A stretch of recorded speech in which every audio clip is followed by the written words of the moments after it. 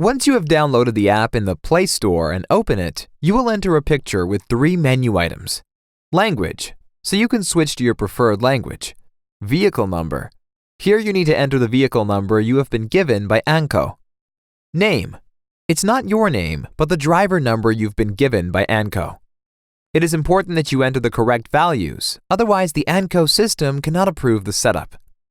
Once you have done this, you are waiting for validation, and since it is an ANCO employee who has to approve you, it is a good idea to point out that you would like to be approved ASAP. Otherwise, you will unfortunately wait until an employee logs in. Once you have been approved, you must enter your driver number and vehicle number again. See Chapter 2. When you try to log in, you probably get a "No data available, please wait while the app is synchronized" message. Please wait for your app to synchronize with the data. It takes about 5 to 10, at most 15 minutes, so the app should be ready and you can log on. See Chapter 2. When you need to log into the app, you can tap on the white box or just on the field below the titles. Under Identify Yourself, enter your driver number, and under Vehicle, enter the truck's number. Once done, press Next.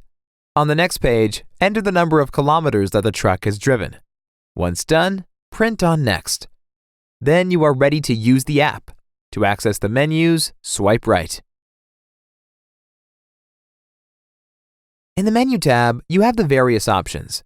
At the top, there are 2 icons. The green icon indicates that the app knows your current location. If the bar to the right of the icon is a red one, it does not know your location. If it is green, it does. The circulating arrow icon indicates whether the app receives data or not. When it receives data, the line is green. If not, the line is red. Under Options, you can choose the language.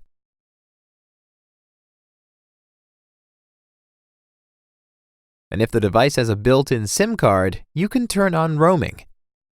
If you want to log out of the app, press Log Off.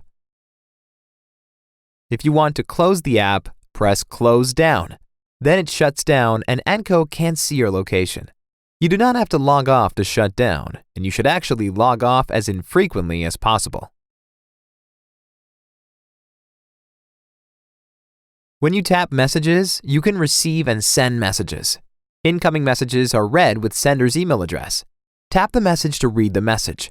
Then the message becomes gray with the sender's message. To send a message, tap the speech bubbles icon at the bottom right corner.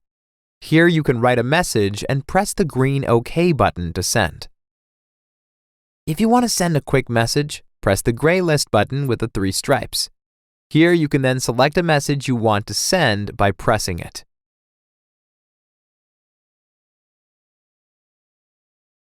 When you receive a trip on the app, a message will pop up that you have received a new trip. When you see it in the trip list, you can see the delivery and pickup date, city and terminal name, possible chassis number, and to the right there may be a white icon. This icon is trip instructions, and you can read them if you tap the icon. Notice that the instructions are at the bottom of all screens, on the upcoming pages. If you have several trips in the trip list, you should always drive the bottom one first. If you press a trip, it will unfold and show each stop. When you have to drive the trip, press the top of the stops that are folded out and press Start at the bottom right corner. When you have pressed Start, you are ready to start the transport, which is indicated in the upper left corner where the run is shown, and you enter more details about the transport and the first stop. When you arrive at the place where you want to start the trip, you press Arrival. This could be when you arrive at a terminal or at a customer where you have to pick up a container. You then enter a screen where you can see the chassis number. Perform the chassis check, which is marked with green or red. If it is red, then you need to carry out a chassis check before you can press Departure. See Chapter 8. ANCO transport number, customs ref, container number, container type, chassis number, weight, reference, and seal number. The 2 white boxes with container number and seal number you are able to type in, and when you then press Departure on the app, the numbers enter our system. You must never change the numbers that are already in place without having an agreement with the dispatcher. If you are at a terminal, then you have an icon with a clock and a small pen underneath. This is to register any waiting time. If you are at a customer, you will have both this icon and an icon with a pen. This is to get a receipt for delivery if gone. When you are ready for departure, you now have a receipt and entered a container number and/or seal number, then press Departure. Then the trip changes to the next stop, which can be a custom stop, a terminal, or another delivery. Again, press Arrival when you arrive and Depart when departing again.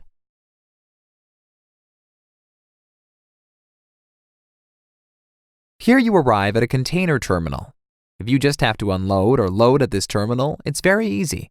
Press Arrival when entering the terminal and Departure when leaving the terminal. If you both have to load off and on at the same terminal, it is a little more complicated.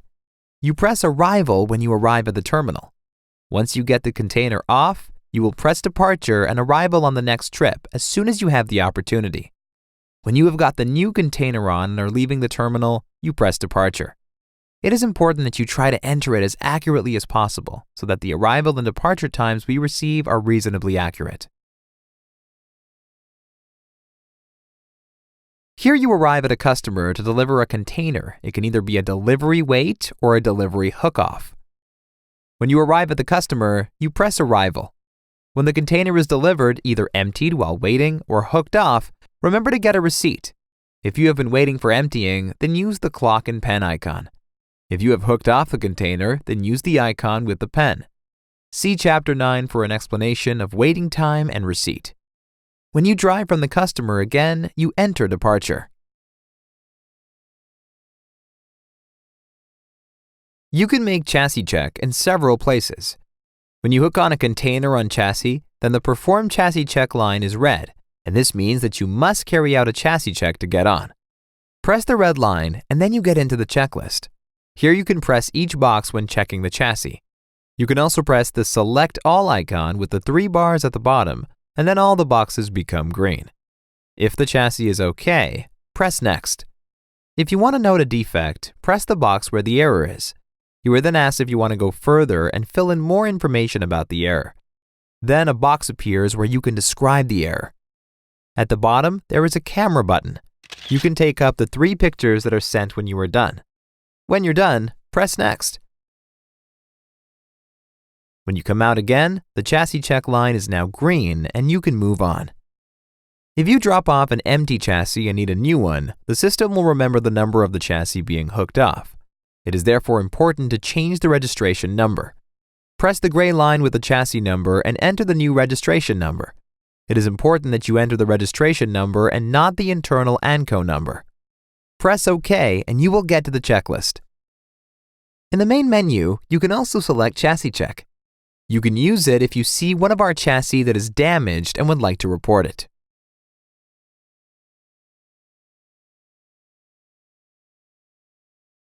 Receipt is the icon with a pen or an icon with CMR with a circle around it.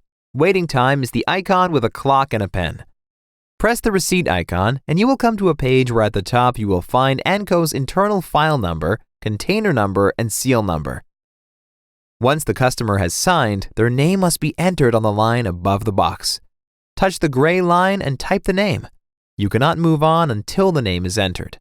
When you are done, press OK. CMR receipt means that before you drive from the customer, take a photo of your CMR with a receipt. Please make sure there is enough light and not too much shadow in the picture.